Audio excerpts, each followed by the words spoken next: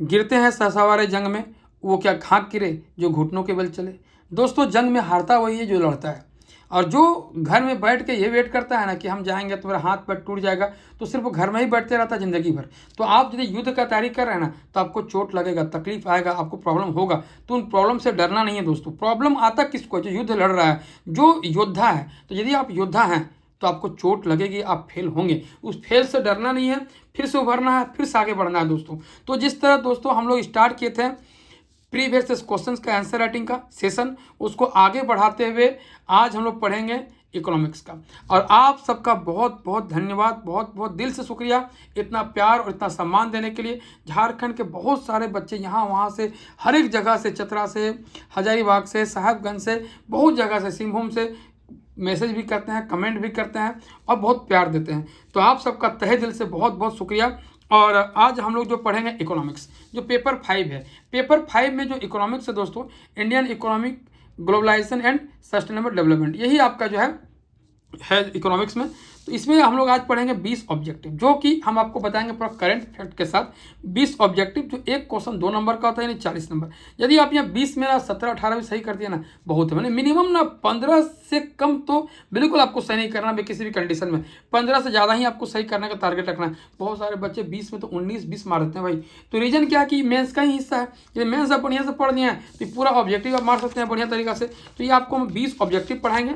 उसके बाद ना आप जानते होंगे कि इकोनॉमिक्स हमारा 4 सेक्शन में डिवाइडेड है, ए बी सी डी। तो ए से आपका 2 क्वेश्चन रहेगा, 2 में 1 लिखना रहता है, हम आपको दोनों करवाएंगे।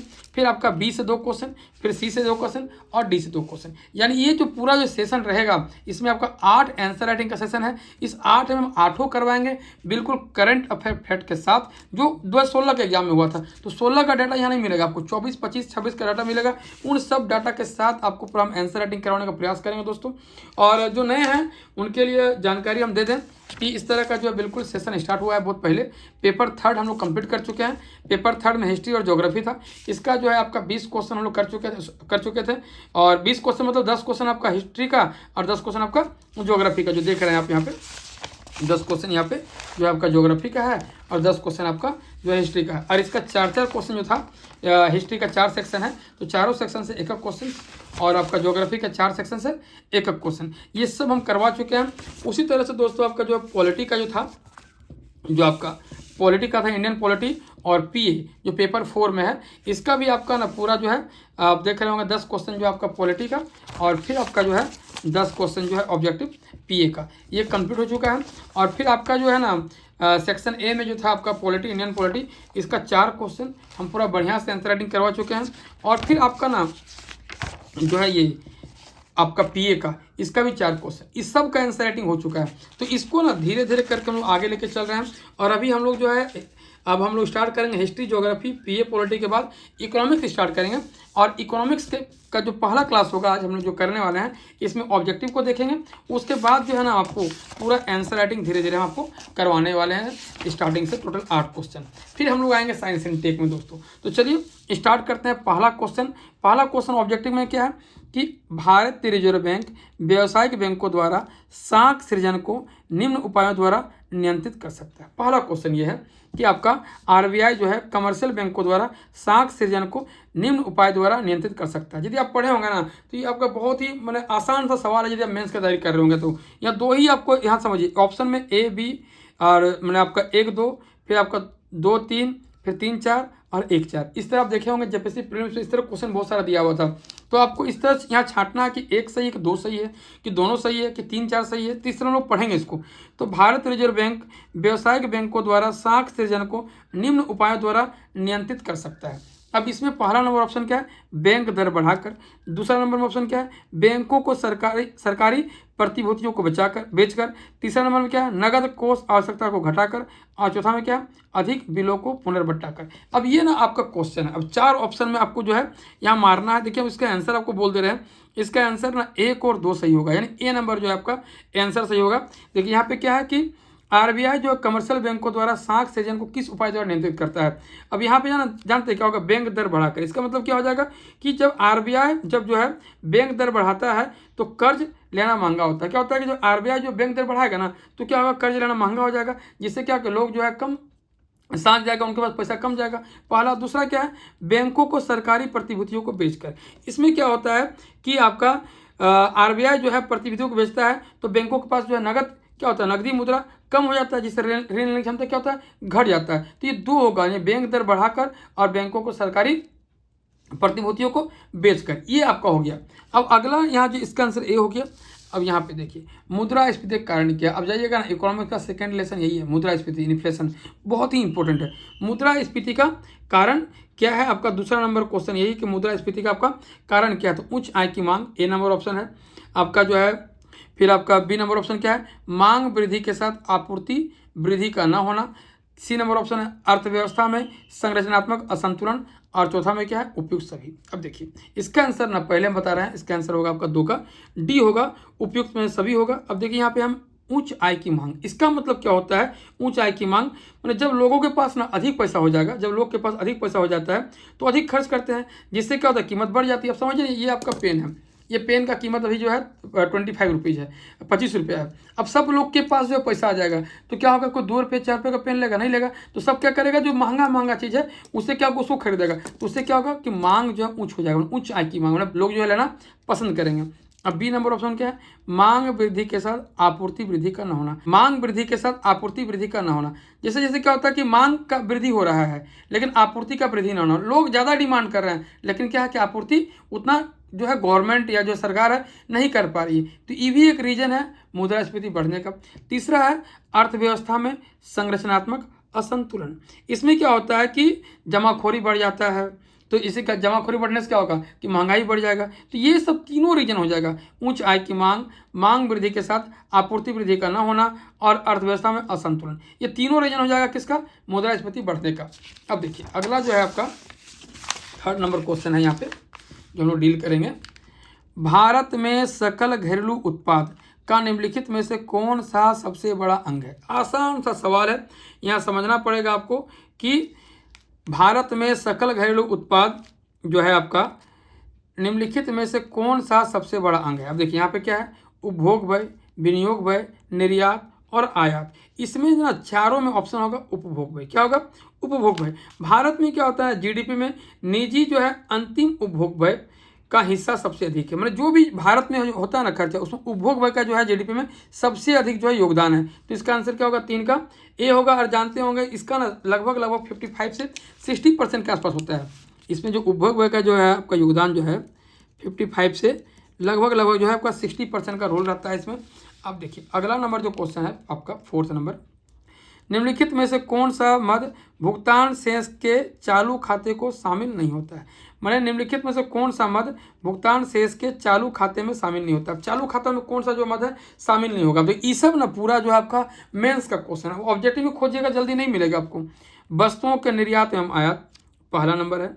दूसरा है सेवाओं का निर्यात एवं आयात ऋण। तीसरा नंबर में हस्तांतरण भुगतान। और डी नंबर ऑप्शन है विदेशों से शुद्ध ऋण। ये 4 ऑप्शन है। क्वेश्चन है क्या, कौन सा मद भुगतान शेष के चालू खाते में शामिल नहीं होता है। अब ये 4 का जो आंसर होगा ना दोस्तों, ये 4 नंबर का जो आंसर है डी नंबर होगा कि विदेशों से शुद्ध ऋण। ये जो है इसमें शामिल नहीं होता है इसमें आपका। अब इसमें शामिल जो होता है ये होता है वस्तुओं का निर्यात एवं आयात, सेवाओं का निर्यात एवं आयात और हस्तांतरण भुगतान। ये जो चारों आपका तीनों जो है शामिल होगा, ये डी नंबर क्या होगा, शामिल नहीं होगा। अब देखिए यहाँ पे नरसिम्हन कमेटी बहुत इंपॉर्टेंट है। अब रेलवे का भी तैयारी कर रहे होंगे ना, एसएससी की भी कर रहे होंगे ना, तो पता होगा नरसिम्हन कमेटी 1 की नियुक्ति किसके लिए की गई थी। देखिए नरसिम्हन कमेटी जो है आपका आया था 1991 में, 1991 में, बैंकिंग संरचना में सुधार में, बैंकिंग क्षेत्र के सुधार हेतु आया था। तो डी नंबर होगा। इसमें आपको ऑप्शन नहीं दे रहे हैं कि कृषि, बीमा, औद्योगिक, आपको क्लियर कर दे रहे हैं कि 5 का डी होगा। नरसिम्हन कमेटी का जो है आंसर होगा 5 का डी, 1991 में आया था। ये आपको जान लेना है। और इसमें ना आप ये SLR CLR का नाम सुने होंगे, तो इसी के दौरान जो है शुरू करने का प्रयास किया गया था। SLR का, CRR का अब पढ़े होंगे इकोनॉमिक्स में, तो यहीं पे जो है शुरुआत करने का प्रयास किया गया था। अब देखिए अगला क्वेश्चन है ना, निम्न में से किसे राष्ट्रीय ऋण नहीं समझा जाता है। राष्ट्रीय ऋण नहीं समझा जाता है किसे, तो जीवन बीमा निगम को, यानी कि आपका LIC को। LIC को जो है राष्ट्रीय नहीं माना था, बाद बाकी भविष्य निधि, दीर्घकालीन सरकारी बॉन्ड को और राष्ट्रीय बचत पत्र को, ये सबको माना जाता है। सिर्फ किसको, राष्ट्रीय ऋण को नहीं माना जाता। किसको, तो LIC को नहीं माना जाता। अब LIC यहाँ पे आके आप जानते होंगे LIC का स्थापना हम आपको बता दे रहे हैं 1956 में किया गया था। याद रख लीजिएगा। और एम्स का भी स्थापना उसी दौरान किया गया था। पूंजी निर्माण दर्शाता है। अब यहाँ देखिए, ये ना बहुत अच्छा क्वेश्चन है सब। पूंजी निर्माण जो है समझाता है। अब पूंजी निर्माण जो है क्या समझाता है, देखिए, पूंजी के स्टॉक में वृद्धि हेतु किया गया प्रभाव। पहला, पूंजी के स्टॉक में घिसावट, व्यय के बाद शुद्ध वृद्धि, मांग पर उत्पादन का अतिरेक, केवल भौतिक परिसंपत्ति पर किया गया व्यय। अब देखिए, पूंजी निर्माण दर्शाता है कि पूंजी के स्टॉक में घिसावट, व्यय के बाद शुद्ध वृद्धि। पूंजी के स्टॉक में घिसावट, व्यय के बाद शुद्ध वृद्धि, यही दिखाता है, पूंजी निर्माण को दर्शाता है। देखिए, अर्थशास्त्र में क्या होता है ना, पूंजी निर्माण जो है, शुद्ध पूंजी निर्माण का अर्थ है कि एक निश्चित अवधि के दौरान, एक जो है एक टाइम पीरियड है, 1 साल के दौरान देश की वास्तविक पूंजी, जो मशीन, भवन या फिर और भी बहुत सारा जो है उपकरण खरीदते हैं आदि में मूल्यह्रास जो घटाने के बाद, मूल्यह्रास मतलब डिप्रिसिएशन के घटाने के बाद जो वृद्धि हुई है वही कहलाता है पूंजी निर्माण। तो इसका होगा 7 का बी आंसर होगा। अब 8 नंबर ऑप्शन है, क्वेश्चन है, वर्तमान में घरेलू बचत की अनुमानित औसत दर। वर्तमान में भारत में घरेलू बचत की अनुमानित औसत दर है। अभी कितना दर है, देखिए 8 नंबर क्वेश्चन है। ये 8 का ना सही आंसर होगा 25 से 30%। कितना परसेंट, 25 से 30% होगा। लेकिन अभी ना 2023-24 का जो सेशन है उसमें बढ़ के ना लगभग ये आपका 30% के आसपास हो गया है। 25 से 30 नहीं, 30% से ज़्यादा हो गया। मतलब ये आपका यदि आता है क्वेश्चन तो मारिएगा 30% प्लस मारिएगा तो ज़्यादा बढ़िया रहेगा। अब देखिए, अगला जो क्वेश्चन है 9वां नंबर, ये है आपका, तीव्रतर एवं अधिक समावेशी विकास की ओर किस योजना का लक्ष्य था। जानते होंगे 5वीं पंचसेना, 6ठी, 7वीं, 8वीं, 9वीं, यहाँ से हमेशा क्वेश्चन पूछता है। अब जो है योजना आयोग की जगह जो है नीति आयोग आ गया है। तो यहाँ देखिए क्वेश्चन कितना बढ़िया पूछा है कि आपका तीव्रतर एवं औद्योगिक समावेशी विकास की ओर किस योजना का लक्ष्य था। इसमें आपको बताना है कि 9वीं है, 10वीं है या 11वीं है। तो 9 का जो आंसर यहाँ पे होगा ये होगा 11वीं पंचवर्षीय योजना। 11वीं पंचवर्षीय योजना के दौरान क्या था, ये आपका जो है ये 7 में आया था, 2007 में आया था। इसी दौरान जो है शुरू किया गया था, या इसी का जो लक्ष्य था तीव्रतर एवं औद्योगिक समावेशी विकास की ओर, ये आपका था। अब देखिए यहाँ पे ना बिल्कुल जानना है इसको। 2016 में एसडीआई में विश्व के 188 देशों के बीच भारत का स्थान क्या था। जो वर्ष 2016 में एसडीआई में विश्व के 188 देशों के बीच भारत का स्थान क्या था। तो देखिए उस वक्त आंसर हो यहाँ पे 131 होगा। लेकिन उस वक्त को नहीं जानना है हमको जानना है अभी कितना है। तो अभी ना 134 है, अभी जो है आपका 134 है। इस रैंकिंग वाला जो है आप देख लीजिएगा, थोड़ा सा जो टॉपिक में है वो अच्छा रहेगा। सतत आर्थिक विकास निर्भर करता है, 11 नंबर क्वेश्चन है कि सतत आर्थिक विकास किस पर निर्भर करता है दोस्तों। ए नंबर में निवेश न कि बचत, बी नंबर में बचत न कि निवेश, सी नंबर में बचत और निवेश दोनों, और डी नंबर में ना तो बचत और नहीं निवेश। अब देखिए 11 का सी होगा, बचत एवं निवेश दोनों जो है सतत आर्थिक विकास पर निर्भर करता है। सस्टेनेबल इकोनॉमिक डेवलपमेंट जो है बचत और निवेश दोनों पे काम करता है, दोनों पे निर्भर करता है। अब अगला नंबर जो क्वेश्चन है, वर्तमान में 100% एफडीआई यानी प्रत्यक्ष विदेशी विनियोग की अनुमति किस क्षेत्र में नहीं है। किस क्षेत्र में जो है 100% अभी जो है आपका एफडीआई की अनुमति नहीं दिया गया है। तो इसका आंसर होगा सी नंबर आपका बैंक में।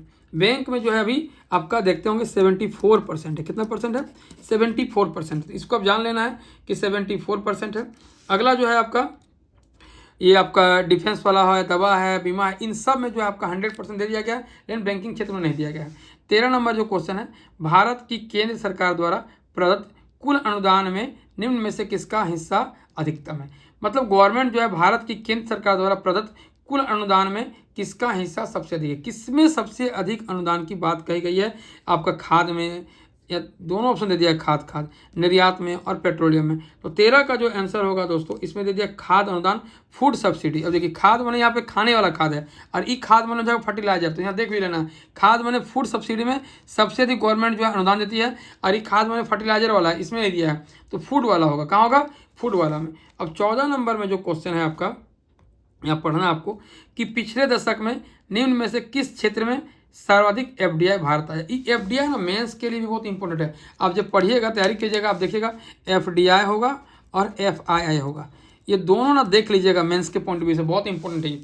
तो एफडीआई जो यहाँ पे पिछले दशक में निम्न में से किस क्षेत्र में सर्वाधिक एफडीआई भारत आया है। अब एफडीआई सबसे अधिक जो है भारत किस चीज़ में आया। तो यहाँ ऑप्शन देखिए कि खाद, बीमा, दूरसंचार और खाद्य प्रसंस्करण। अब इसमें हम लोग जानना होगा कि 14 में जो है आपका जो क्वेश्चन है इसका आंसर क्या होगा, तो होगा सी। सबसे अधिक एफडीआई भारत आया क्या, दूरसंचार में। और सबसे अधिक गवर्नमेंट देती है, अनुदान देती है किसमें, तो हो जाएगा खाद्य अनुदान में, फूड सब्सिडी में। यहाँ हो गया। और यहाँ पे क्या था कि 100% एफडीआई किस में नहीं होता, तो बैंकों में नहीं किया गया है। और यहाँ पे क्या था, सतत आर्थिक विकास निर्भर करता है किस पे, बचत एवं निवेश दोनों पर। और एचडीआई जो अभी रैंकिंग है भारत का रैंकिंग कितना है, तो 134 है। और तीव्रतर एवं अधिक समावेशी विकास की ओर लक्ष्य जो था किस परियोजना का था, तो 2011 का जो 7वीं स्टार्ट किया गया था। अब यहाँ आ जाइए कि पिछले दशक में किस क्षेत्र में सबसे अधिक एफडीआई भारत आया है, तो दूरसंचार में आया है, टेलीकम्युनिकेशन में आया है। अब यहाँ पे ना ये देखिए करंट क्वेश्चन था, 15 नंबर जो क्वेश्चन है बिल्कुल जो है आपका करंट है। सीएसओ द्वारा जारी किए गए राष्ट्रीय आय के नए आंकड़ों के अनुसार 2011-12 की कीमत पर कुल जीडीपी में कृषि का हिस्सा 2013-14 में क्या था। देखिए क्या बोल रहा है कि सीएसओ द्वारा जारी किए गए राष्ट्रीय आय के नए आंकड़ों के अनुसार 2011-12 की कीमत पर कुल जीडीपी में कृषि का हिस्सा 2013-14 में क्या था। ये आपका आंसर यहाँ पे जो होगा 15 का सी 18%। कितना हो जाएगा, 18%। लेकिन अब जानते हैं यहाँ सीएसओ है, अब सीएसओ का नाम चेंज हो गया, याद रखिएगा कि सीएसओ का नाम हो गया एनएसओ हो गया है, national statistical office, national statistical office. अब ये ना आपको जानना है कि आपका 15 नंबर कंप्लीट हो चुका है। अब 16 नंबर जानने का प्रयास करेंगे। भारत अर्थव्यवस्था के भूमंडलीकरण का अर्थ क्या है। एक क्वेश्चन ने पूछा है कि भूमंडलीकरण का मतलब क्या होता है, भूमंडलीकरण क्या है, ये क्वेश्चन है। 16 नंबर जो आपको क्वेश्चन बोल रहा है कि भारत अर्थव्यवस्था में भूमंडलीकरण का मतलब क्या होता है। अब देखिए ए नंबर ऑप्शन क्या है, विदेश में व्यावसायिक इकाइयों को स्थापित करना। बी नंबर में क्या है, आयात प्रतिस्थापन के कार्यक्रम को परित्याग करना। सी नंबर में क्या है, अन्य देशों के साथ आर्थिक संबंध पर न्यूनतम संभाव्य नियंत्रण रखना। और डी नंबर में क्या है, विदेश ऋण में वृद्धि लाना। यही आपका 16 नंबर क्वेश्चन, इसका आंसर होगा सी नंबर, अन्य देशों के साथ आर्थिक संबंध न्यूनतम संभाव्य नियंत्रण रखना। यही आपका होगा। इसका मतलब ये होता है कि भूमंडलीकरण का मुख्य उद्देश्य क्या होता है कि आपका व्यापारिक बाधाओं को, जो आपका टैरिफ एंड जो होता है ना, जो हम लोग करते हैं, को कम करना, ताकि वस्तु सेवा और भी पूंजी का प्रवाह जो वैश्विक स्तर पर आराम से जा सके, आ सके, यही होता है। तो भूमंडलीकरण का, भारत अर्थव्यवस्था में भूमंडलीकरण क्या है, तो अन्य देशों के साथ आर्थिक संबंध पर न्यूनतम संभाव्य नियंत्रित रखना। ये आपका होगा 16 का सी। 17 नंबर, 18 नंबर, 19 नंबर, 20 नंबर, यानी 4 जो क्वेश्चन आप देखिएगा अभी, ये चारों क्वेश्चन झारखंड से रिलेटेड है जो आपको जानना है। और चारों कहीं ना कहीं जो प्रीलिम्स में आ चुका है, 3 तो आ चुका है, एक शायद नहीं आया होगा, लेकिन 3 आया है। देखिए झारखंड की अर्थव्यवस्था का मुख्य आधार क्या है, तो आप जानते होंगे कृषि, इसमें कुछ नहीं बात करना है, क्या हो जाएगा, तो झारखंड की अर्थव्यवस्था का मुख्य आधार क्या हो जाएगा, कृषि हो जाएगा। बहुत सारे बच्चे जो है खनन मारते हैं, उद्योग मारते हैं, नहीं मारना भाई, क्या मारना, 17 का आंसर मारना, आपको ए नंबर मारना है। देखिए यहीं पे है ना, अधिकतर जो लोग है झारखंड का 70-75% लोग जो है आपका इसी पे डिपेंड है। 10वीं पंचवर्षीय योजना के अंतर्गत योजना आयोग द्वारा झारखंड राज्य की कितनी राशि आवंटित की गई थी। जो आपका 10th 5 ईयर्स प्लान आया था, उसमें झारखंड सरकार को योजना आयोग के द्वारा कितना राशि जो है दिया गया था। यहाँ पे आंसर हो जाएगा ए नंबर, 14,632 करोड़ रुपया। अब ये ना, ये जल्दी पूछेगा नहीं, अब करंट अफेयर्स था उस वक्त, ये जल्दी नहीं पूछेगा, लेकिन ये सब पूछेगा।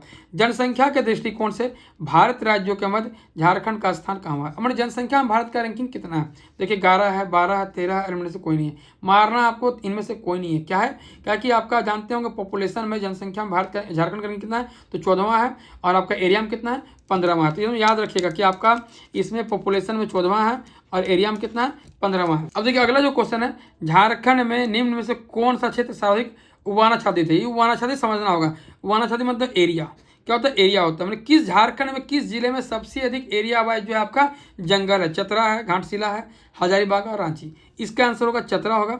देखिए आपको हम क्लियर कर दे रहे हैं कि सबसे अधिक उबानाच्छादित अभी कहाँ पे है, पश्चिमी सिंहभूम में 1 नंबर में। सबसे अधिक एरिया बोलेगा ना, एरिया वाइज जो फॉरेस्ट, तो पश्चिमी सिंहभूम में होगा। और यदि बात करेगा आपका कि ये परसेंटेज वाइज, तो सबसे अधिक परसेंटेज है लातेहार में, फिर है आपका जगह चतरा में, और फिर है आपका पश्चिमी सिंहभूम में, ये परसेंटेज में। लेकिन एरिया में 1 नंबर में कौन होगा, तो पश्चिमी सिंहभूम होगा, फिर है चतरा और फिर है लातेहार। तो थोड़ा सा ना आपको जो करंट अफेयर्स का डाटा भी है वो सब भी थोड़ा देख लेना है दोस्तों। तो ये आपका जो आज का जो सेशन था वो कंप्लीट हो गया है, ऑब्जेक्टिव वाला। फिर आपको हम ना अगला जो क्लास होगा ना, इसमें हम पढ़ाएंगे पहला क्वेश्चन आपका, हाल ही में भारतीय विदेशी व्यापार की संरचना एवं दिशा में हुए परिवर्तन की विस्तृत चर्चा कीजिए। इसको हम लोग करने वाले हैं दोस्तों। तो चलिए फिर मिलते हैं एक नए वीडियो में, एक नए ऊर्जा के साथ, एक नए उत्साह के साथ। तब तक जोहार झारखंड, जय झारखंड।